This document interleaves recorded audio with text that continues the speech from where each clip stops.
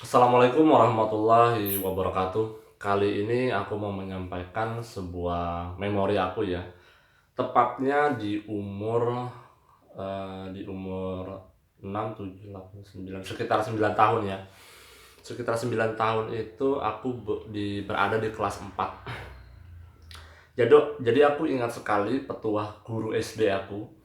Ya semoga beliau diberikan kesehatan selalu, dan kalaupun beliau saat ini sudah tidak ada di dunia, aku mendoakan beliau agar selalu disayang oleh Allah, diberikan kenyamanan di kehidupan akhirat, dinyamankan dilancarkan segala urusannya di akhirat, dan menempati surga yang diberikan oleh Allah, dan keluarganya diberikan kesejahteraan. Amin ya rabbal alamin.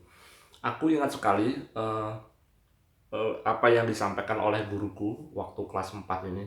Kebetulan pada waktu itu beliau sebagai wali kelas aku, dan beliau mengajarkan semua mata pelajaran. Karena pada waktu itu aku lupa tahun berapa.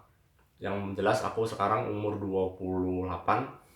Pada kelas 4 itu beliau menjadi wali kelas aku. Jadi seluruh mata pelajaran beliau berikan kepada anak muridnya.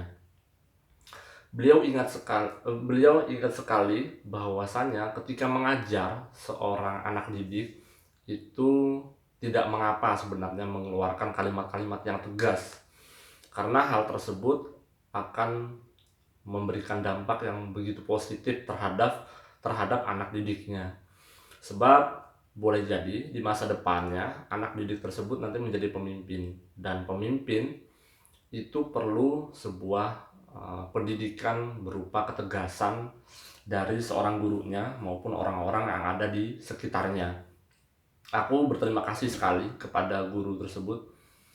Beliau mengajarkan ketegasan, dan beliau juga mengajarkan saya dan teman-teman saya itu cara menjawab itu dengan cara yang tegas, dengan cara yang pasti dan meyakinkan ketika berhadapan di depan umum maupun berhadapan face to face dengan seseorang. Ketika kita memberikan jawaban yang begitu meyakinkan, orang bakal yakin juga terhadap apa ide, apa gagasan yang kita sampaikan. Maka dari itu beliau menyampaikan pula bahwa jika menjawab sebuah persoalan hidup ataupun persoalan jawaban, pada waktu itu mata pelajarannya adalah mata pelajaran IPS ya, ilmu pengetahuan sosial. Jadi beliau ketika itu memberikan sebuah pertanyaan, lalu kami ini anehnya itu namanya anak-anak ya, menjawab itu agak nyeleneh dan jauh dari bidang ilmu pengetahuan sosial. Beliau begitu marah luar biasa, dan aku tersentak bahwa aku juga merasakan hal yang serupa. Sebenarnya tidak boleh sebagai seorang murid menjawab sembarangan. Kalau menjawab salah sebenarnya tidak mengapa, namun salahnya ini dibuat-buat, sehingga hal ini membuat seorang guru, seorang wali kelas juga itu merasakan ketidaknyamanan, lalu beliau marah. Menurutku beliau wajar saja marah karena melihat kelakuan anak didiknya seperti itu. Namun yang aku salutnya adalah beliau begitu sabar mendidik kami, dan walhasil yang aku ingat adalah teman-temanku itu cukup sukses ya, dari sisi materi dan dari sisi kedudukan sosial. Ada beberapa yang masih aku ingat, ada yang menjabat sebagai pengacara, dan ada juga yang menjabat sebagai ibu rumah tangga, dan rumah tangganya sampai sekarang begitu terasa sakinah mawaddah warohmahnya. Sampai sekarang aku mengikuti kabar-kabar dari temanku di SD itu. Aku merasakan hal yang begitu nyaman ya ketika diajar oleh seorang guru yang memang memiliki filosofi hidup yang begitu luar biasa. Dan beliau juga orangnya orang soleha, orang yang taat beragama. Maka dari itu wajar memberikan dampak yang begitu besar terhadap anak didiknya. Aku merasakan sendiri apa yang disampaikan oleh beliau. Ada beberapa mata pelajaran yang tidak aku sukai sebenarnya di kelas 4 itu. Salah satunya adalah pelajaran, kalau berhitung masih mending ya, kalau ini aku tidak suka pelajaran menyulam, karena itu menurut aku pribadi itu adalah pekerjaan perempuan. Namun di satu sisi aku menerima sebuah informasi bahwa ada juga laki-laki yang berusaha menyulam batik, menyulam kain, sehingga itu menjadi mata pencarian dia. Jadi aku mengerti sekali, ternyata kita tidak boleh mengernyitkan dahi dan tidak boleh menyampingkan hal-hal yang sepele, karena boleh jadi hal-hal yang sepele tersebut dapat memberikan sebuah keajaiban bagi kehidupan kita di masa depan. Boleh jadi kita mendapatkan mata pencaharian, mendapatkan uang lewat bidang keterampilan seperti menyulam itu.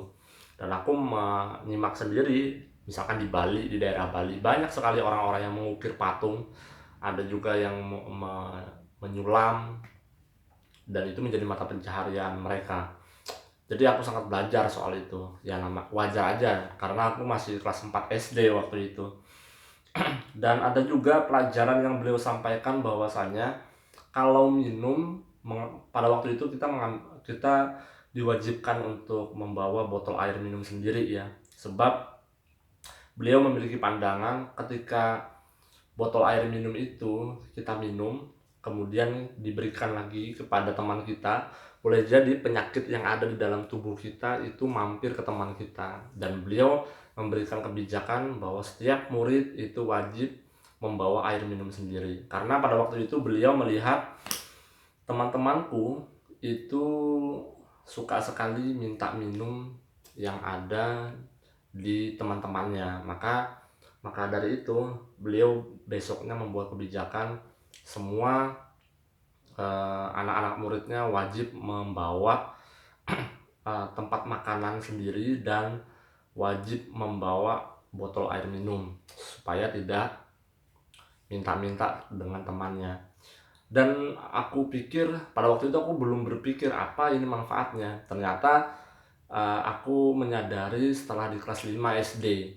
Oh iya, aku pernah membaca sebuah artikel kesehatan dan itu ternyata maksud beliau supaya tidak sakit, supaya tidak terjangkit sebuah virus, pokoknya jangan sampai sakit lah begitu. Karena kesehatan itu penting sekali dan itu juga membuat kita merasa bahagia menikmati kehidupan dunia ini ya. Dan di video ini aku mengucapkan terima kasih sekali dan aku mendoakan seluruh anggota keluarga beliau sehat walafiat, diberikan rezeki yang barokah dan halal, dan dilancarkan segala urusan dunia dan akhirat, dikabulkan segala hajat dunia dan akhiratnya di akhirat anggota keluarga beliau. Amin ya robbal alamin. Terima kasih sudah menonton video ini. Jangan lupa subscribe, like, dan share. Terima kasih kembali lagi. Wassalamualaikum warahmatullahi wabarakatuh.